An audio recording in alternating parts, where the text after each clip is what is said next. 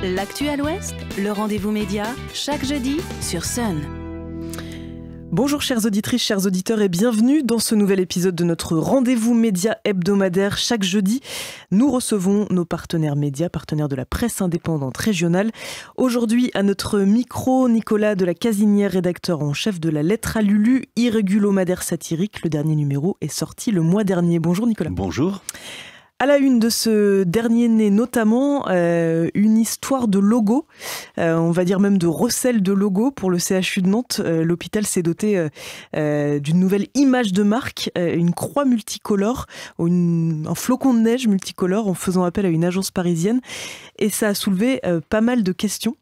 En fait, l'histoire avait déjà été soulevée par les syndicats de CHU au mois de juin, simplement sur ce qui était légitime, c'est-à-dire le prix un peu inconsidéré et symboliquement un peu choquant dans une période où on ferme des lits, donc 185 000 € pour se payer un truc visuel. Mais ça s'aggrave avec un peu notre enquête en découvrant qu'en fait, ce logo payé à des gens qui sont des designers graphiques et en fait presque en vente libre, enfin presque rien sur des banques d'images libres de droit mondial, et donc ils auraient pu se l'acheter pour 100 € quoi. Ouais, c'est un logo qu'on retrouve à la tête de pas mal de structures, qui a été utilisé par plein de gens avec quelques variantes. Et qui déjà montre il y a une espèce de supercherie sur le prix.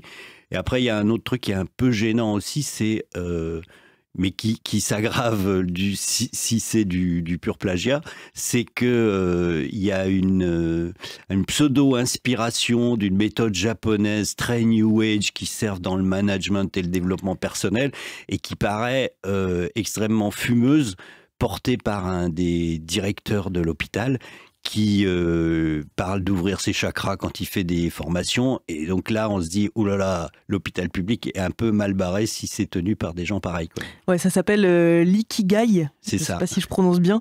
En fait, on vous invite à lire l'article, mais un nouveau projet empreint de design thinking, ça se fait un peu fumeux, effectivement, et ça utilise des termes dont on ne comprend pas tellement la signification. Voilà, et puis il y a un côté assez, alors qui nous amuse, c'est que le type en question, Jean-François Médéli, donc qui est sous-directeur de l'hôpital, en charge de l'identité graphique, se dit apôtre du design thinking après avoir suivi 13 jours de formation un peu en face à l'école de design. Bon, tout ça paraît quand même très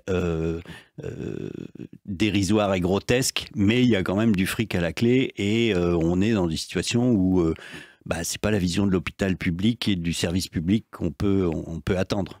En tout cas, c'est le dossier en une de ce numéro. On peut peut-être revenir sur l'accompagnement en dessin et en illustration. Je le montre à la caméra pour ceux qui nous regardent via la plateforme et le podcast. Qu'est-ce qu'on peut voir en illustration de ce En fait, c'est les frères Raptou, ouais. Les fameux frères Raptou de l'époque Disney, qui sont tournés un peu en dérision puisqu'ils sont prêts à dire qu'en stock, ils ont à peu près tout et n'importe quoi, une étoile à 4 branches. Donc ça, c'était une des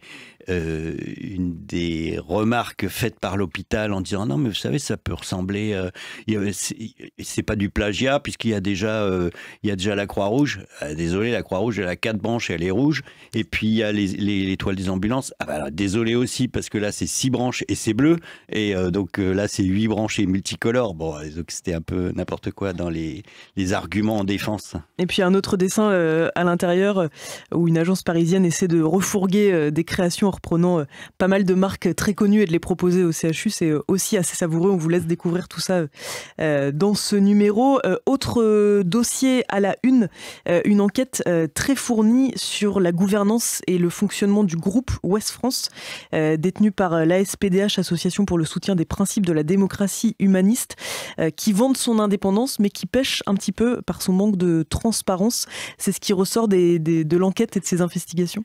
En fait, il y a eu un tournant dans Ouest France. Pour les gens qui connaissent un peu l'histoire de Ouest France, elle a été entre les mains d'une famille incarnée par un gars qu'on appelait le bon Dieu, qui était François-Régis Hutin, qui est décédé il y a peu. Et après son décès, les gens qui étaient aux manettes, on va dire c'est un état-major, parce qu'il y a un peu des chefs partout, et à plusieurs endroits, a donné un coup de, on va dire, de nettoyage, dans le sens où ils sont dans une phase où le journal perd beaucoup de rangs sur la vente papier, comme tous les autres journaux, hein, c'est rien de nouveau, mais eux, c'est un peu avec retard, ils se croyaient les plus forts, et là, vraiment, c'est en train de chuter.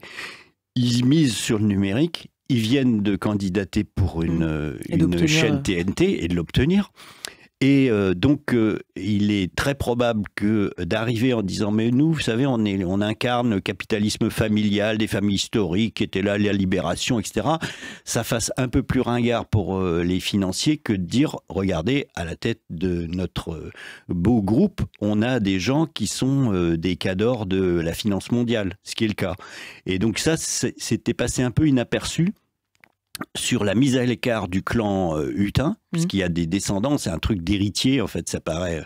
Si Bourdieu était là, il pourrait se délecter de la manière dont on transmet le pouvoir génétiquement à ses enfants.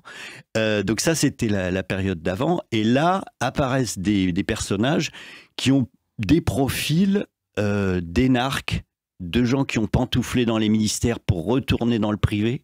Enfin, tout à fait ce qui incarne le capitalisme le plus en pointe, et branché numérique et finance mondiale. Et là-dedans, il y en a un qui est effectivement assez discret, mais très problématique, qui est catholique. Donc, il ne fait pas de la finance comme ça pour être dans la brutalité financière. Il fait de la finance, il dit pas éthique, il dit durable.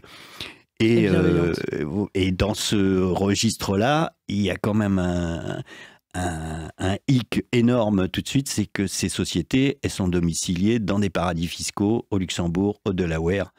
Voilà, sur ce à quoi il n'a pas, il a quasiment répondu que c'était presque par hasard pour les États-Unis et le Delaware, et rien sur le Luxembourg. Voilà, qui détonne avec aux entournures. Le discours officiel. On retrouve les portraits de ces personnages dans ce nouveau numéro de la lettre à l'élu qui, je le rappelle, est paru le mois dernier. Également au menu, un portrait de la sénatrice conseillère municipale très à droite Laurence Garnier, une BD reportage sur le procès de Steve et le mode de défense du commissaire Chassin, la retraite dorée du PDG de Tipiac. Ça foisonne comme d'habitude. C'est sur abonnement ou en point de vente, à retrouver sur lalettralulu.fr. Merci Nicolas et rendez-vous au prochain numéro.